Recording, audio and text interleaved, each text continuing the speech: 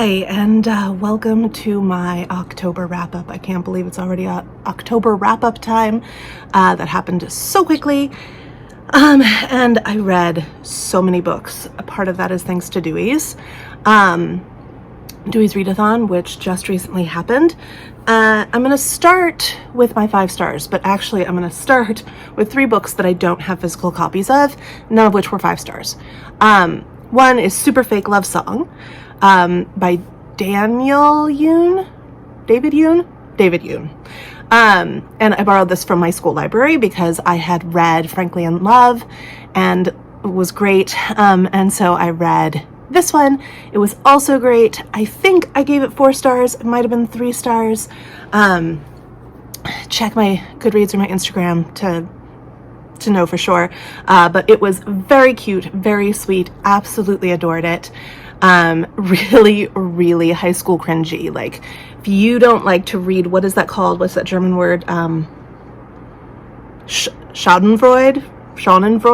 If you don't get joy out of the embarrassment of others, then this is not the book for you. In some spots it was kind of rough, and half the time you're just going, oh, don't do that. Oh, don't do that. And then he does. But it was very, very delightful, and I highly suggest it. The next one is The Ghost and Mrs. Muir, which I listened to because I finished an audiobook on Audible, and it was like, you'll like this book. And so it just started playing, and it was The Ghost and Mrs. Muir. And I was like, oh, I know that title. Let me give that a shot. And so I listened to it, and I was enthralled because I was just really astounded that this book had become anything and had been remembered for anything. And so, yeah, I did not like it. I think I gave it 2 stars. In fact, I'm pretty sure I gave it 2 stars, if not 1. Again, check my Goodreads, check Instagram. But I did not enjoy this book. Then I watched the movie, and I was like, oh, the movie's so cute. So watch that movie, don't read that book. I rarely say that. And the other one that I don't have a physical copy of to show you is Somebody's Daughter, which I read a library copy of for In Real Life Book Club, and actually we're going to discuss that book tomorrow. I gave that a 3 star. I don't know, I just didn't connect. I read a lot of memoir, and this one didn't stick out to me, and that has nothing to do with the individual's life story. I'm not judging their life or their hardship or their pain. I'm just saying that it felt like this sounds terrible. The writing felt like average. It did not blow me away, and it hasn't really stuck with me. I did not think it would stick with me, but it hasn't. And I even tried my old trick of listening to it while I read. It is read by the author. Yeah, it wasn't bad, and it wasn't great. So it was just kind of an average book, which is hard to say about a memoir. I feel very awkward saying that about a memoir, but that is how I felt. So now I want to get into my 5 stars. I'm just about to finish this up, but I know it'll be a 5 star for 2 reasons. Reason 1 is because I've read it before. And reason 2 is because it is hitting me in all the right places right now. I'm absolutely loving this, and I'm reading it pretty slowly. I'll savor it through to the end of the month, which is in a week. So absolutely, absolutely, absolutely cannot recommend Kathleen Norris enough. I've read all of their work, but I'm doing rereads of everything. So, and this would be, I think, my 3rd read of this book. Love it. So 5 stars, highly recommend it. Acedia and Me, A Marriage, Monks, and a Writer's Life. It is about her exploration with acedia, which is not the same as melancholy or depression. She talks about the differences at length, not in a boring way, but at length. It's just a kind of lethargy that comes upon you.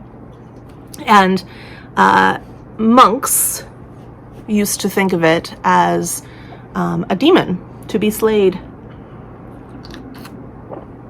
It's kind of dissatisfaction and a need to go, which I can relate to.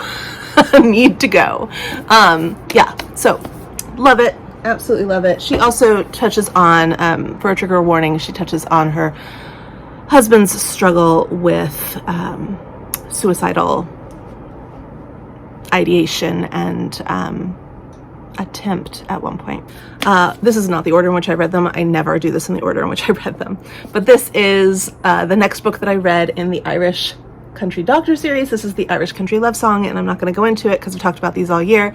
This was a 5-star. Loved it. Love this series. If you're not reading it, what are you even doing here? I read this for Dewey's. This was a reread. This is the book of 3, the first book in the Prydain series. I never know how to say that. I think I grew up saying Prydain.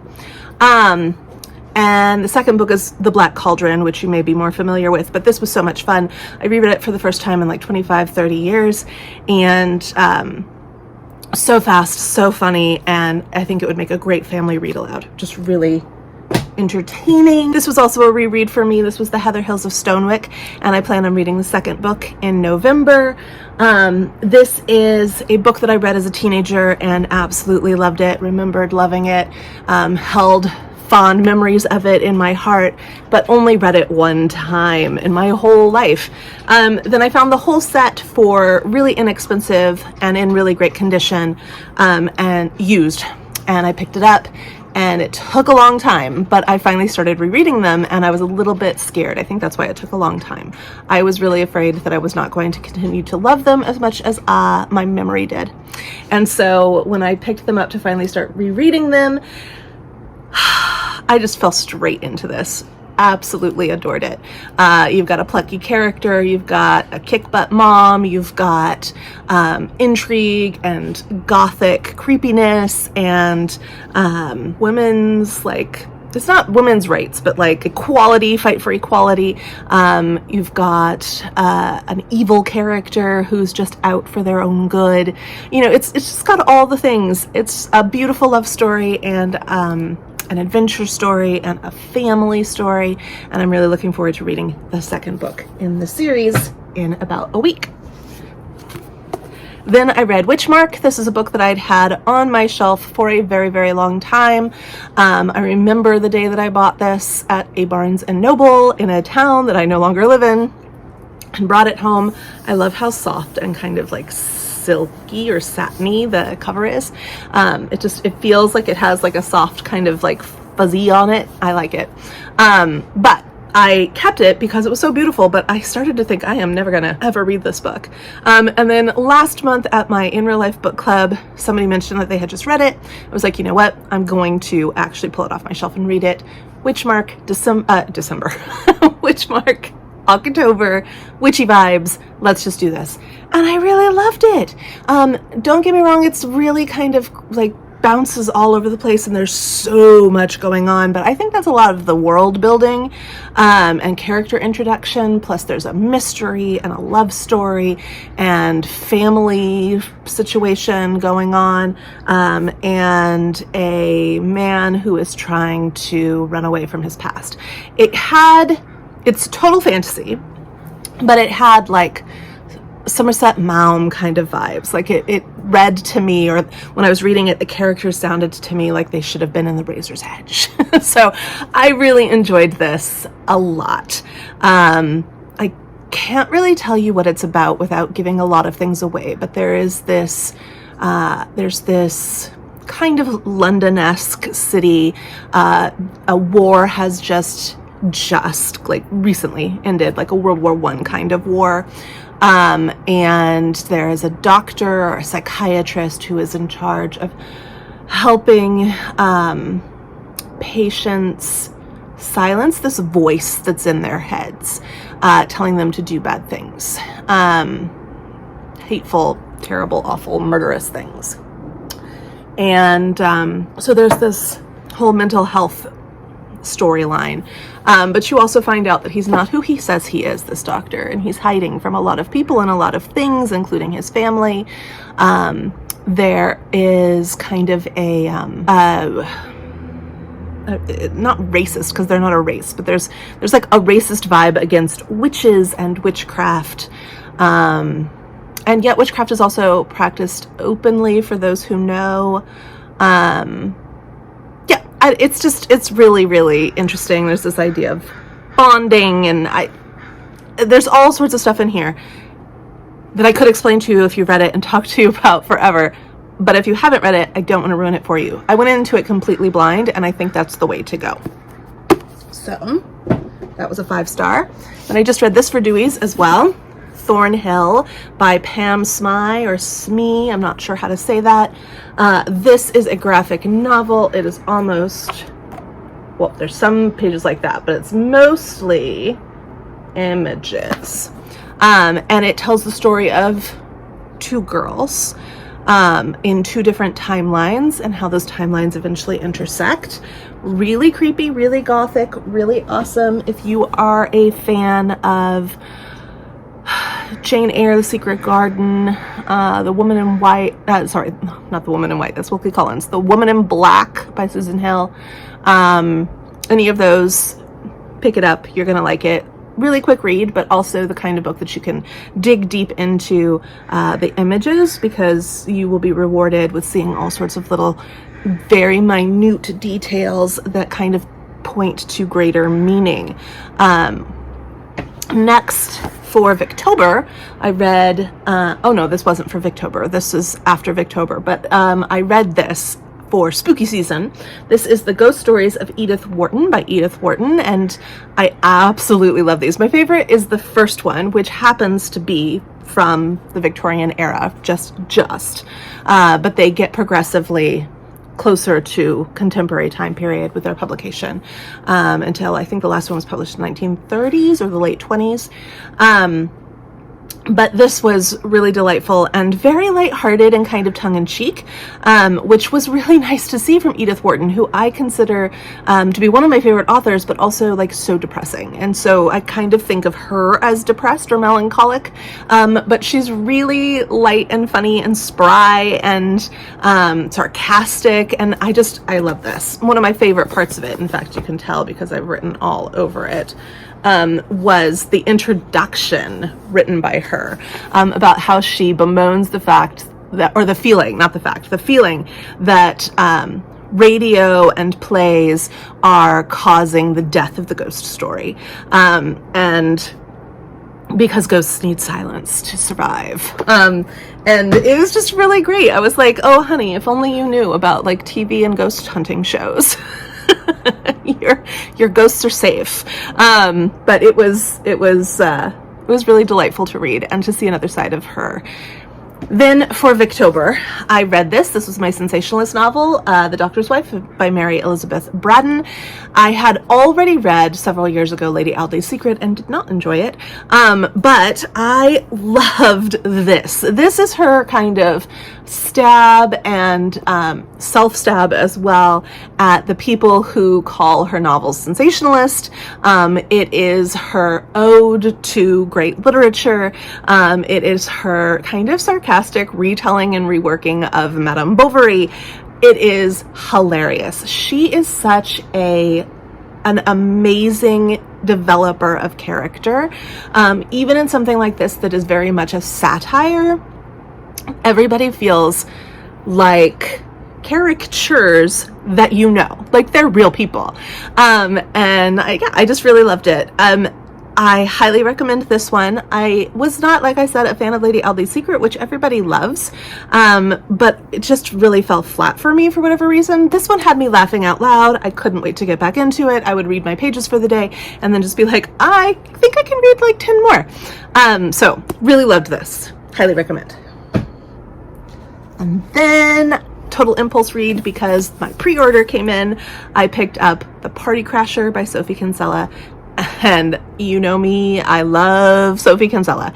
Every year I look forward to whatever she's put out. And this year was no different. I pre-ordered this, I don't know, I think in February or March. And it arrived and I couldn't resist. I just started reading it right away. This one is about family. Yes, there's a love story, but it's really about family and belonging, about childhood perceptions of your life versus adult realities. And communication. It is silly, of course, because all Sophie Kinsella heroines are silly in some way, but they also really grow. Last time the book was so focused on, it covered too much of a timeline, I think, for one thing. That was, what was that? Love Your Life. I think it covered too much of a timeline. And it was a lot of like couple fighting. There is like, the fight has taken place in the past. It's not really a fight, it's a misunderstanding, and all becomes clear in this one. It is a side story, the love story.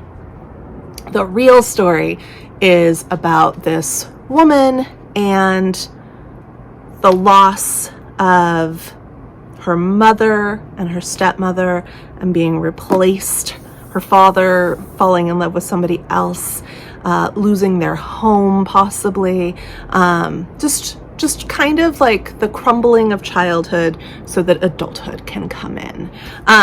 Loved this. Highly recommend. I finished this yesterday. This is the Final Girl Support Group by Grady Hendrix. I had pre-ordered this. It arrived in the summer, but I was moving and all sorts of things happened, and I just kept putting it off. And then I started seeing other people read it, and not Winterween, Summerween, that weird weekend ween that happened. I don't know.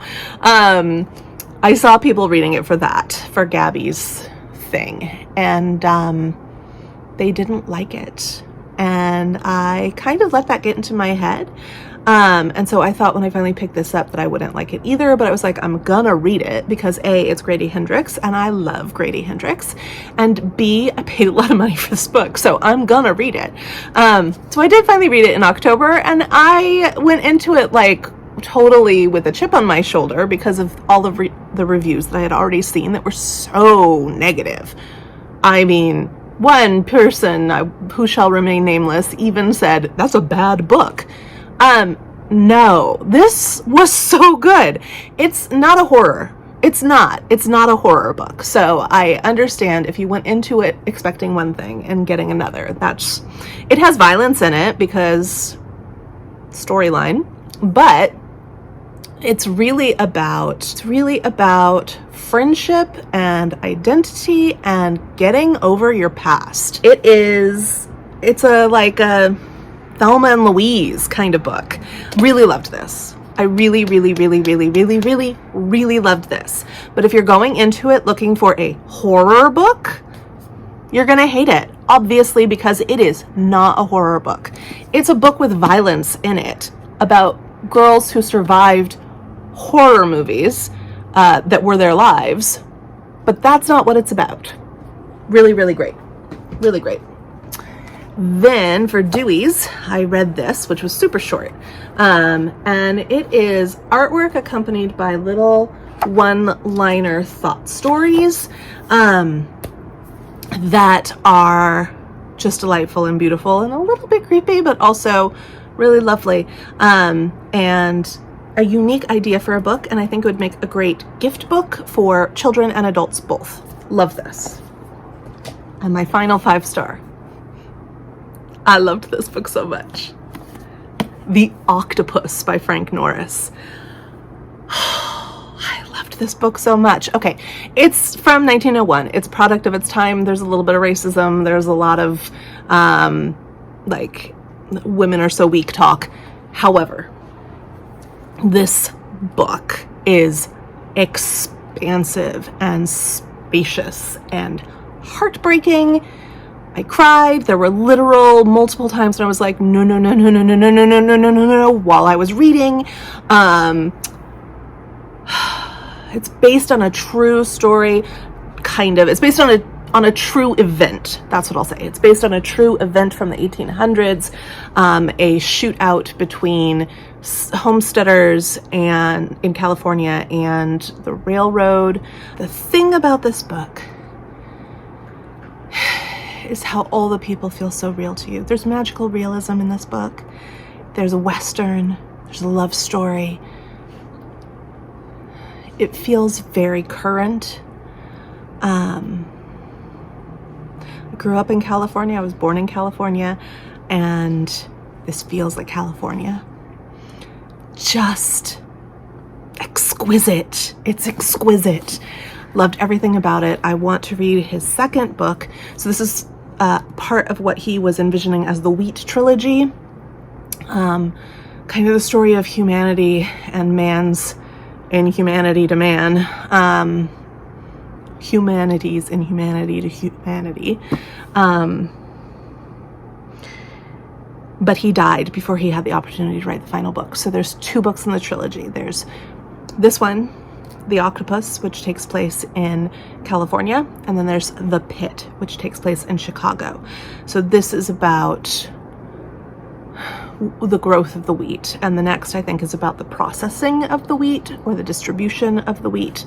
And the third would have taken us to either Europe or Asia, where we saw the impact of the wheat. But he doesn't get there. He hints at it. He's building his trilogy from book 1.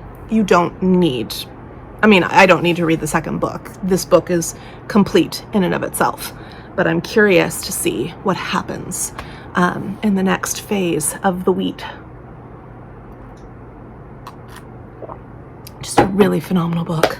I can't believe it. I haven't read it until this point. It's so good. And why isn't there a movie? Is there a movie? It would make it's really cinematic. It would make a really great movie.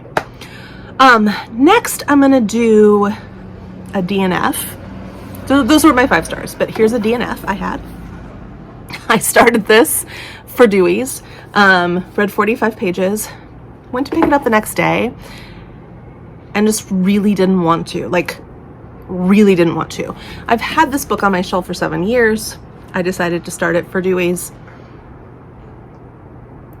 I don't like it.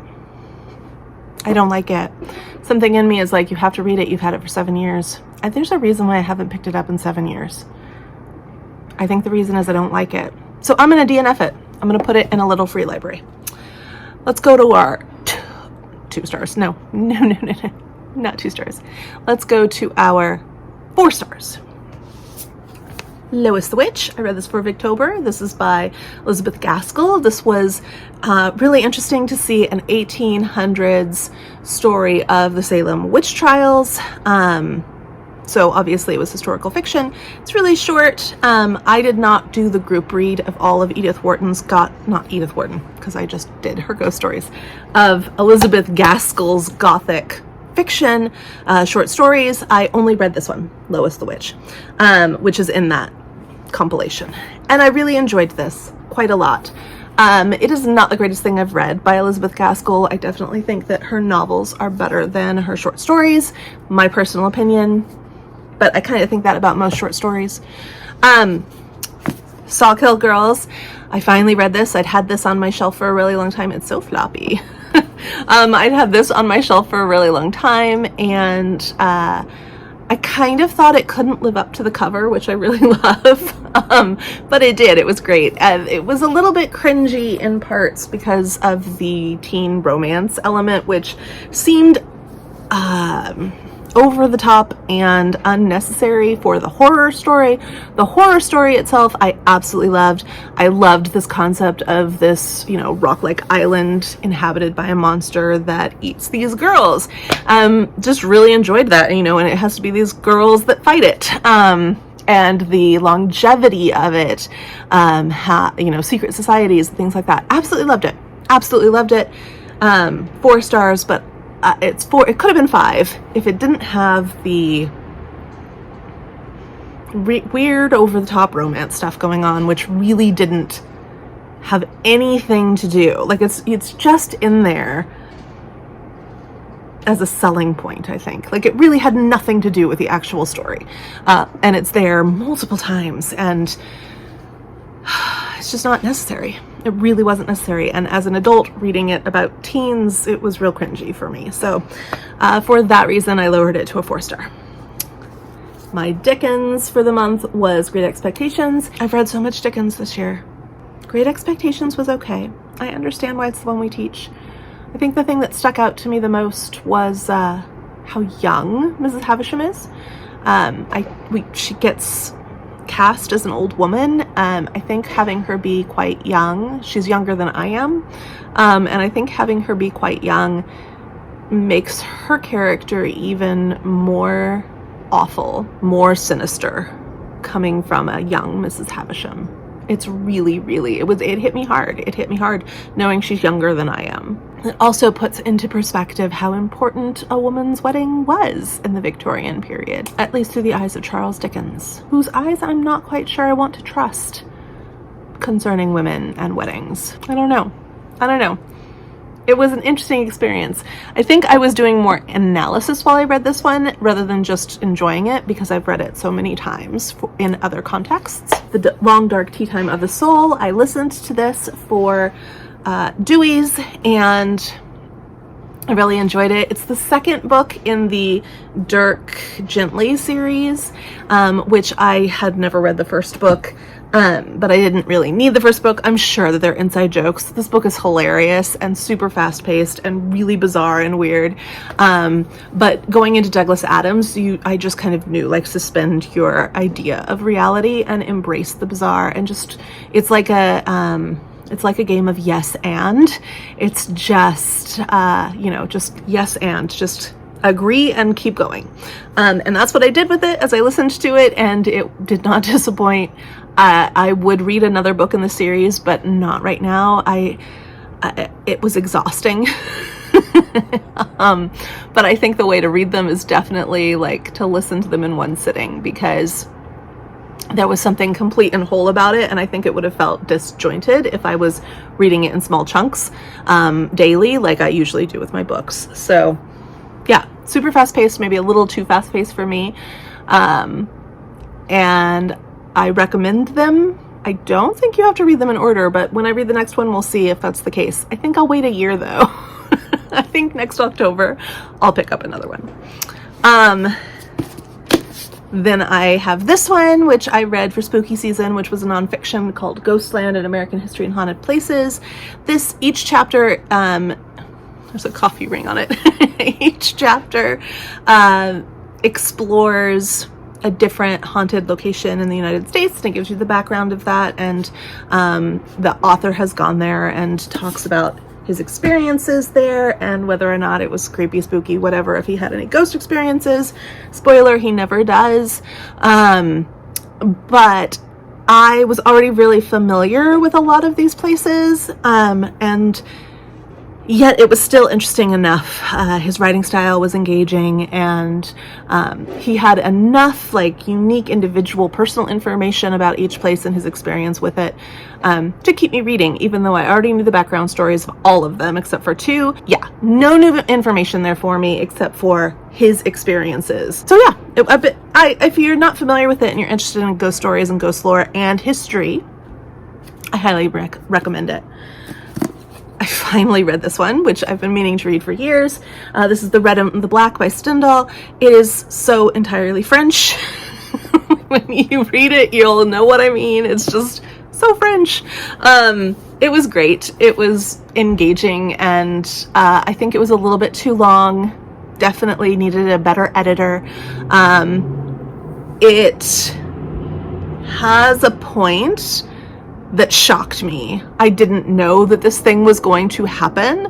And from that point forward, I couldn't not read voraciously to the end, which meant I had like a fourth of the book to voraciously read to the end. So it was kind of slow and meandering and setting things up, and you're just really learning to dislike this character. You understand the character, but you also kind of find him to be real yucky. And then this thing happens, and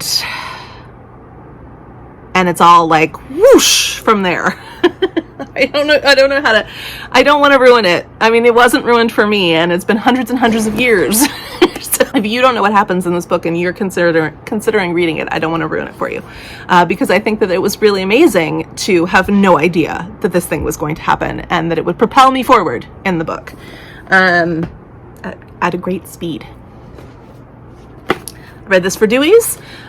This is Tangled in Time the Portal. I got this for part of my birthday book haul last year, and thought I would read it in middle grade March, but didn't get to it. And so I read it for Dewey's, and I really loved it. It's this weird kind of time travel story about this girl who has lost most of her parental figures, or never had parental figures, who goes to live with her grandmother, who seems to be in early stages of dementia, and she ends up time traveling to Queen Elizabeth I's, not her court, because she's just a teenager, so she's just a princess at that point. And yeah, story unfolds from there. It's really well done. There's a lot about bullying. A lot of the bullying stuff didn't ring true to me. A lot of the things that happen in our modern world felt a little awkward and stilted, but the things that happen in the historical timelines felt really great. And I don't know if that's just because I'm not from the historical timelines, and if I was from the 1600s, I would read it and feel like this was stilted and weird. I don't know. But I felt like the history writing was a lot stronger than the contemporary writing. Yeah, personal opinion. So it was a 4-star, not a 5-star, but it was very enjoyable, and I will read the second one eventually, maybe for middle grade March. I'm going to show you my 2-star, which is a book I had to read for university, which was Heart of Darkness, which I have read multiple times and had to teach multiple times and hate. I have always hated this book, novella, and I continue to hate this novella, and people continue to force people to read it and to teach it. It is about a man who travels to the Congo because he has this idea that he is going to run steamship ferry ships up and down the river. It is during the time of King Leopold and the genocide there that nobody ever talks about. And it's awful and atrocious.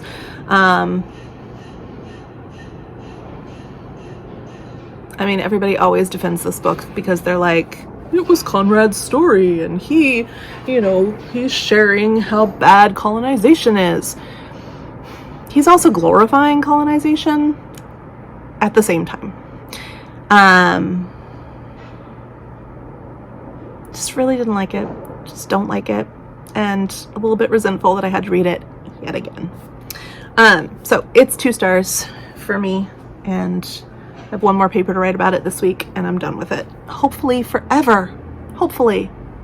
Stop forcing this book on people. All right, so I have 3-star books. I'm almost done with this one, but I know it's going to be a 3-star. I still have about, looks like 40 pages or so to go. But I know it's going to be a 3-star. It started out really great. I really enjoyed it. It's told in a kind of different way, and it felt like I was watching a crime show, and that was great. I love crime shows, like a true crime show. It is about a woman who is living in this kind of small town, and it is a small town. She's married to like a good old boy, and she takes a job as a night transcriber at the police department. So she transcribes police reports that get called in. She transcribes videos of interrogations, and one of these, unbelievably, ends up having to do with one of the people who lives next to her, so her neighbor. And it takes a really long time for this neighbor to actually get arrested. So she's the transcriber, knows all the details of this crime about this person who is her neighbor, who is walking free. So some of that felt extremely unbelievable. Yeah, it created a tone. It absolutely did. But also, would that really happen ever? Probably not. So it's really fast-paced. It is an enjoyable read. If it's a series, I wouldn't continue reading the series. I haven't read the last 40 pages yet, though, so I don't know if it's a series or if it's a standalone. But I haven't read the last 40 pages yet. 40 pages. I think that really shows you how I kind of lost interest in it a little bit, or how it's not driving me to the end. I mean, I read the last fourth of Red and Black in one sitting. Sorry, I live near a hospital, so I hear lots of ambulances and police and fire trucks all the time. But anyway, I think that's just kind of showing you how it's not necessarily driving me to want to read the conclusion. Like, I want to read it, but I'm in no rush. I think that says it all. This is an arc, and I would suggest that you read it from your library or borrow it from a friend. I don't think it's the kind of book that anybody's going to want to read more than once. Could be wrong. Haven't read the last 40 pages. I'm almost done with this one too. I have just a smidge left of Romola by George Eliot. I think all George Eliot needs to be read at least twice to fully appreciate it. This is my first read of Romola. It is a historical fiction set in Italy in the 1500s, and it is about a dutiful daughter who maybe changes the definition of dutiful. And I can see, as I'm reading it, I can see what George Eliot is doing. I have read a lot of George Eliot, and I really, really love some of it, and I really don't meld with others. Daniel Deronda is my favorite George Eliot. Middlemarch is my second favorite. But I have read others, and this one is not striking me right away as something that I love. But that being said, neither did Middlemarch. And then I walked away from it and came back to it years later and really, really, really loved it. Mostly because I love that old 1990s BBC period drama, costume drama of it. I love that so much. In fact, it's what made me read it the first time. So I watched that show, fell in love with that show, and read Middlemarch. And in comparison, I think that's what it was for Middlemarch. In comparison to the show, the book felt lifeless, way too slow. The characters felt contrived and unrealistic. But then years later, I picked it up again, and the second time I read it, March of 2020, I started it for my 200 Women project. I went into it thinking, I know the story, I'll skim the parts I don't like, but I was so engrossed with it. I absolutely loved it on my second read. Romola, I think someday will need a second read, but also I did the same thing with Mary Shelley's Valperga, which was also a historical fiction set in Italy, where I don't think I have enough emotional connection to the setting to want to spend Victorian historical fiction time there. I didn't like Valperga, and I'm not liking Romola all that much. There are things that I like about it and the characters, but it's a slog. That's what I'll say. It's a slog. There are things I wish were very different, and a lot of that has to do with my lack of caring about the setting so much, and the time period. The 1500s, not really my time of interest. So it could be that this book has nothing innate or inherently wrong with it. It's just me, the reader, user error, right? So it's a 3-star for me, even though it is George Eliot, and George Eliot is a boss. So yeah. Manning Tree Witches. I read this as an ARC, and it was a 5-star, and I immediately ordered the the real version, the physical copy, and it arrived, and I read it, and I'm struggling to give it 3 stars. Completely different reading experience. Really found it slow and boring and two-dimensional, but I've given it 3 stars because what? Like, it was 5 stars as an ARC for me. 3 stars as a physical read. I don't know what happened. I don't know. Widow of Pale Harbor. I love Hester Fox. I have given 4 and almost 5 stars to 2 of her other books. This one sat on a shelf for me for a couple of years. I started it and put it away and didn't continue it. Finally pulled it off the shelf again to finish it, and it was a 3-star. It's barely squeaking by with a 3. Just didn't really enjoy it all that much. I figured it out way too early.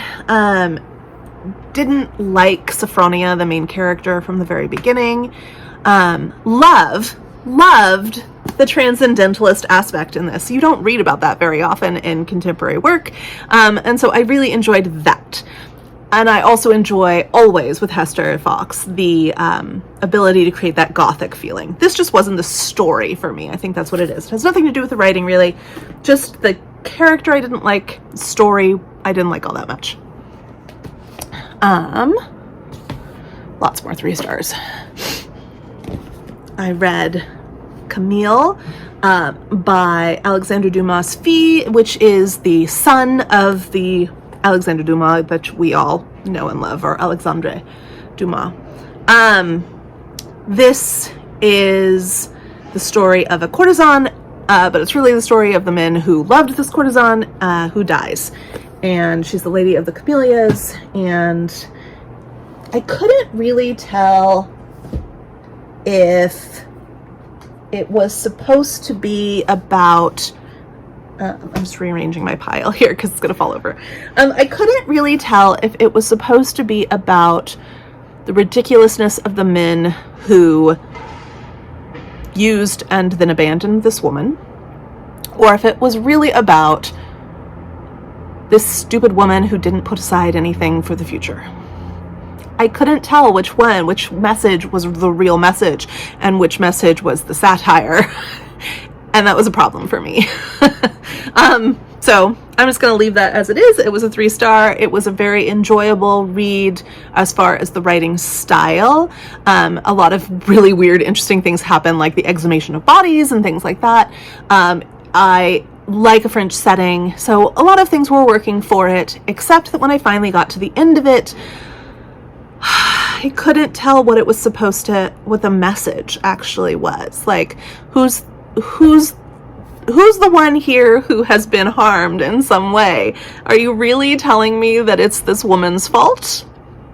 Because if that's what you're really telling me, I have a problem with that. So I read The Haunted Hotel and Other Stories by Wilkie Collins for Victober as my popular read. This was, I read Romola for a female author for Victober. And Great Expectations for City and Country. But I read this one as my popular one, and I don't like detective stories. And I know Wilkie Collins writes detective stories, but I didn't realize that The Haunted Hotel was a detective story, and it's so long. And it really kind of set the tone for me for disliking the stories that came next, which were predominantly not detective stories, and which I did enjoy more, but also, like, I'd already spent so much time in this detective story that my brain just kind of shut off. I should have skipped it, but I didn't, because I kept thinking, well, it's going to be ultimately a ghost story too, right? Kind of. Yeah, I don't like detective stories. Don't like Sherlock Holmes, don't like anything like that. I enjoyed Enola Holmes, but she's not like a detective, right? So if it's not like a detective, for some reason I like Poirot. I like Miss Marple. But Poirot I don't know. I'm not going to go into it here and now and try to figure it out. I didn't like this detective story. And I generally, as a general rule, don't enjoy them very much. So this was okay for me. It was 3 stars. It was whatever. I definitely read a lot of short stories this month, and I'm not a super huge fan of short stories. I don't get emotionally attached to them. I think that's why I liked the ghost stories of Edith Wharton, because there's no emotional attachment. You know what you're getting, right? It's a ghost story. But with other kinds of short stories, like, I just don't invest because I'm not going to be there for very long. Yeah. So I read a lot of them, and that might have just been one too many. I I read Clotel, or The President's Daughter, which is not exactly what I thought it was going to be. It was okay for what it was. I definitely think that there are a lot better written accounts from the time of what Black people are capable of, which is kind of what this was about. And also, very much so, of their plight. It is by an Own Voices author from the 1800s, which is amazing, and we should definitely be reading this. We should be teaching this, but reading it for enjoyment was difficult. That's what I'll leave it at. I think that there's a lot of value in this. The writing, value and teachability, I would say, is a 5. Enjoyment, I would say it's a 3 or a 2. If I were still teaching high school, I would incorporate this in, for sure. The Test. Super short little novella, terrifying. I both love and hate this. It's so well done, but also, why would anybody do that? It's like an episode of Black Mirror or The Twilight Zone. If you enjoy either of those things, get your hand on this. Read it in one sitting. Don't read anything about it. Don't even read the back. Read nothing about it. Just go into it and let your nervous system be whacked. Read this very short little nonfiction called Witches, Midwives, and Nurses, A History of Women Healers. Wish this was so much more. There's so much in here that I have questions about and that I want to read more of. My favorite part is the bibliography, which I will be trying to work my way through because the depth of this is very shallow and I wanted it to go very deep. I know it's very short too, and I am accepting it for what it was, but I want more information. Read this for Deweys. This was Goodnight Beautiful by Amy Malloy. If you enjoy the basic premise of the Stephen King book Misery, you will enjoy this. I read this in one sitting and I think that's the way to do it. There's a psychiatrist and there's a vent in the ceiling of where he has his psychiatry sessions, counseling sessions with his patients, and someone is listening, and that leads to the whole story. I say someone because you don't know who's listening. You do know, but at the beginning, there are several possibilities. And everything unfolds from that one bit of knowledge. I read Memoirs of a Militia Sergeant. I say read, let's say skimmed. Each chapter is a different regaling of some kind of romantic mishap in this militia sergeant's life or the life of his father. It's very raw. It is a novel of manners from Brazil from the early 1800s. I didn't enjoy it at all. Don't recommend it. And unless you're studying that time period or something like that, or literature from that time period, wish it wasn't the first thing that I read from a Brazilian author. That's all. And then to finish it all off, I have Powers of Darkness, the lost version of Dracula, kind of written by Bram Stoker, more so written by Vladimir Asmundsson. I'm probably saying that wrong. It's an Icelandic name. Translated then. So it's supposedly Bram Stoker's Dracula translated into Icelandic, and then that translation translated back into English, because the Icelandic version of Dracula was not the version of Dracula that the rest of the world read. because possibly Bram Stoker handed over a different manuscript, and also possibly, more likely, in my opinion, the translator took a lot of liberties in their translation, and what they did was use a loose outline of the story that was given to them for translation, and then translated it into something that they liked a lot better. That makes a lot more sense for Iceland. There's a lot about the sagas in this book that is not obviously present in the normal or the average or the more widespread version of Dracula. There's a lot more women vampires in this one. It is a lot faster paced, and wolves play a bigger part than they do in actual Dracula.